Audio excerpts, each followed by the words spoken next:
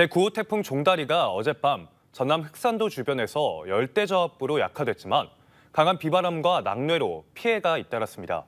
광주와 전남 지역의 태풍 피해를 신대희 기자가 보도합니다. 해양경찰이 바다에 빠진 60대 선원을 구조하고 있습니다. 태풍 묵상으로 피항한 어선의 선원으로 구조대 병원으로 옮겨졌으나 결국 숨졌습니다. 사고를 당한 선원은 태풍 피항차 어제 아침 흑산도 1리항에 입항했으며 선원이 바다에 빠진 경위는 현재 조사 중에 있습니다. 어젯밤 9시 34분쯤에는 목포시 상동에서 강풍에 쓰러진 나무가 오토바이를 덮쳐 운전자가 다쳤습니다. 오늘 아침 7시 21분에는 강한 비바람에 목포 용해동의 빈집 담장이 무너졌습니다. 태풍의 영향으로 번개가 1,400번이나 치면서 화재와 정전도 발생했습니다. 전남 무안에서는 벼락을 맞은 주택의 전기 공급이 끊겼다 복구됐습니다. 텅 껍데기에서 무거운 것들이 불이 가버렸어. 혼나버렸죠. 담양에서는 낙뢰에 맞은 양수장 설비가 불에 탔습니다. 화재가 났던 담양 양수장 기계실입니다. 보시는 것처럼 전선이 새까맣게 그을려 있는데요. 낙뢰가 전선에 떨어진 뒤 불이 시작된 것으로 추정됩니다. 광주 북구와 남구에서도 신호등 제어기 주변에 번개가 치면서 신호등 5대의 작동이 멈췄다가 복구됐습니다. 이번 태풍으로 전남에서는 침수 8건 등 23건의 피해가 발생한 것으로 집계됐습니다. KBC 신대희입니다. 올해 여름이 무척 덥다 했는데요. 기록으로도 확인되고 있습니다. 광주 전남의 8월 폭염일수와 열대야는 관측 이래 가장 길었습니다. 태풍이 지나가고 절기상 처서가 찾아왔지만 더위는 당분간 이어질 것으로 보입니다. 조경원 기자입니다. 집게를 든 환경미화원이 허리를 숙여 바닥에서 쓰레기를 줍습니다. 따가운 햇볕을 막으려 모자도 썼지만 흐르는 땀을 어찌할 수 없습니다. 생수 같은 거 얼려서 주머니에 넣어서 좀 시원하게 하는 것도 있고 아니면 물 수건을 적셔서 목에 두른다거나. 노점상을 운영하는 상인도 찜기에서 뿜어져 나오는 열기를 견디기 힘듭니다. 유독 더운 올여름에는 옥수수를 찾는 손님도 뜸합니다. 스팀 날라오지 옆에 또 택시 사갖고 거기서 날라오지 더워갖고 사람도 안 다니고 장사도 반토막이 나온 것 같아요. 절기상 더위가 그친다는 처서가 찾아왔지만 폭염과 열대야가 계속되면서 시민들도 지쳐가고 있습니다. 지난달 20일 처음 내려진 폭염특보는 33일째 발효 중입니다. 광주 전남 8월 폭염일수는 현재 14.7일인데 2013년 8월에 13.3일을 넘어 최고 기록을 경신했습니다. 올여름 열대야 발생일수도 평균 25.4일로 2018년 25.7일 기록을 갈아치울 전망입니다. 특히 목포와 여수는 열대야 일수가 32일로 가장 많았던 것으로 나타났습니다. 현재 우리나라 북서쪽을 중심으로 차고 건조한 공기가 없는 상태이기 때문에 더위가 한풀 꺾인다고 보기는 좀 어렵겠습니다. 고온다습한 공기층이 한반도에 머물고 있어 이달 말까지 낮 최고 기온 33도 안팎의 찜통더위가 계속될 것으로 기상청은 내다봤습니다. KBC 조경원입니다. 아시아 문화중심 도시 조성위원회 소속을 대통령실에서 국무총리실로의 변경이 추진돼 광주 문화단체들이 반발했습니다. 정부는 아시아 문화중심 도시 특별법에 따라 구성된 조성위원회를 대통령실에서 국무총리실로 변경하는 개정 법률안을 입법 예고했습니다. 조성위원회의 효율적 운영을 위해 이 같은 방침을 세웠다고 정부는 밝혔습니다. 광주 문학의 36개 단체는 성명을 내고 조성위원회 지위가 격화돼 추진 동력과 예산 확보가 어려워진다며 법률 개정안을 즉각 폐기하기를 촉구했습니다. 포털에 실린 5.18 민주화운동 관련 기사나 영상에 달린 댓글 4개 중 1개가 부적절한 내용인 것으로 나타났습니다. 5.18 기념재단이 최근 2년간 포털과 유튜브 댓글을 분석한 결과 5.18 유튜브 영상에 달린 댓글 11,111건 중 24%가 5.18을 왜곡하거나 폄훼하는 내용이었습니다. 5.18 망언을 키워드로 검색한 네이버 뉴스의 댓글에서도 부적절한 사례가 4개 중 1개꼴로 파악됐습니다. 광주 신세계가 백화점 확장과 터미널 부지 개발 계획을 담은 검토 신청서를 광주광역시에 제출했습니다. 특급 호텔이 포함된 문화, 상업, 업무 공간을 47층 규모의 복합시설로 개발해 지역의 대표 랜드마크로 조성한다는 계획입니다. 김재은 기자가 보도합니다. 지역민들의 관심이 집중되고 있는 광주 광천터미널 복합 개발의 밑그림이 공개됐습니다. 광주 신세계는 지난 19일 광천터미널 복합화 사업 개발 계획 검토 신청서를 광주시에 접수했습니다. 계획안에 따르면 우선 지금의 백화점 부지는 유스퀘어 문화관까지 확장돼 7층 규모의 백화점 신관이 추가로 건립될 예정입니다. 백화점 옆 터미널 부지는 47층 규모의 업무시설과 43층 규모의 특급 호텔, 그 밖에 문화시설과 상업시설로 개발한다는 구상입니다. 500세대 규모의 주거복합시설과 교육, 의료시설도 함께 들어설 예정입니다. 기존의 종합버스터미널은 시설 현대화를 통해 지하에 배치됩니다. 대신 버스 차고지로 이용됐던 지상부는 7,500평 규모의 대규모 녹지 공간으로 조성할 방침입니다. 광주시는 접수된 제안서를 검토한 뒤 도시계획위원회 등의 자문을 거쳐 협상 조건을 다시 신세계층에 통보할 예정입니다. 약 60일 이내에 관계부서 협의, 도시계획위원회 자문 등을 거쳐 협상 대상지 선정 절차를 마무리하고 그 이후에 본협상이 착수가 되면 우리 시민의 편의성과 공공성, 투명성을 전제로 협상을 해나갈 계획에 있습니다.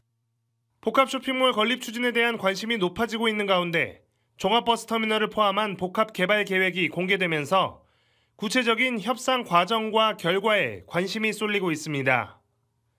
KBC 김재현입니다. 광주 지역 시민단체들이 신세계백화점 확장 사업과 관련해 주상복합 건립을 허가하는 것은 특혜라고 주장했습니다. 광주 시민단체협의회는 오늘 성명을 내고 복합 쇼핑몰 입점으로 서구 광천동 일대 교통혼잡이 우려되는 상황에 신세계 측이 청가구 안팎의 주상복합 건립 구상을 광주시에 제안했다며 황당한 속임수라고 비판했습니다. 협의회는 광주시가 이 같은 신세계 측의 제안을 받아들여서는 안 되며 대형 쇼핑몰이 야기할 도시 공동화 문제 등에 대한 종합 대책을 수립해야 한다고 촉구했습니다. 광주와 전남 지역 17개 학교가 사교육 부담 없는 지역 학교에 선정됐습니다. 교육부는 사교육비 부담을 줄이기 위해 도입한 사교육 부담 없는 지역 학교에 광주 7개 고교와 목포, 나주, 무안 등 10개 고등학교를 선정했습니다. 이 학교와 지역 학생들을 대상으로 다음 달부터 전남대와 한국에너지공과대, 목포대 등이 실시하는 학업 지원 사업이 이루어집니다. 식을 줄 모르는 폭염이 밥상 물가를 덮쳤습니다. 수급에 차질이 빚어지면서 채소값이 거듭 오르고 있는데요.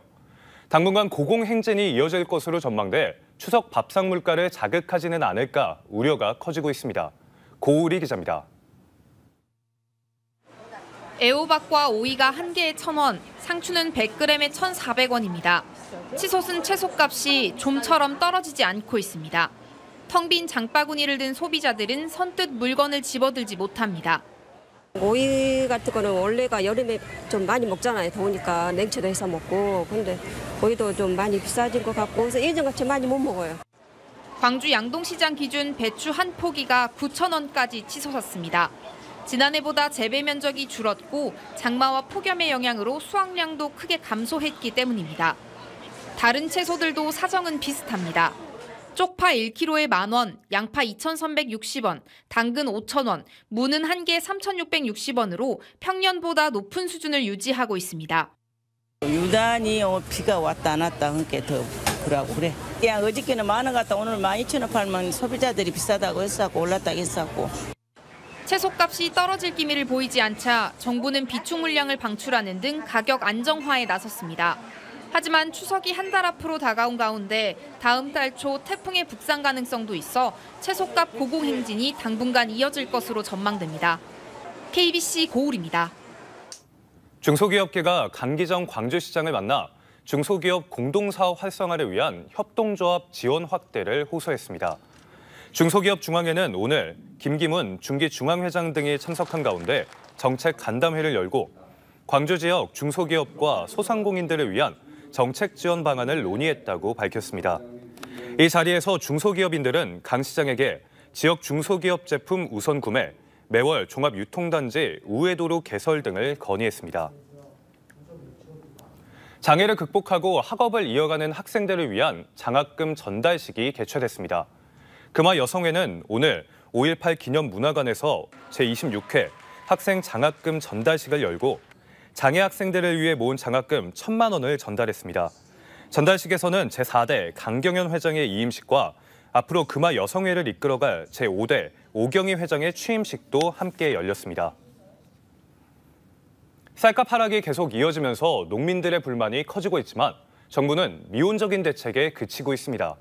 농협과 행정당국이 쌀 소비 확대에 나서고 있는데 쌀값 폭락을 막기에는 역부족이라는 지적입니다. 고익수 기자가 보도합니다. 현재 전남의 쌀 재고량은 11만 톤, 지난해 같은 기간보다 배 가까이 많습니다. 전국적으로 남아도는 쌀 재고량을 해소하기 위해 15만 톤의 시장 경리가 필요합니다. 하지만 정부는 5만 톤만 매입에 나서 쌀값 추가 하락을 막기는 어려워 보입니다. 현재 80kg들이 쌀 한 가마 값은 17만 원 선, 10개월째 하락이 지속되고 있습니다.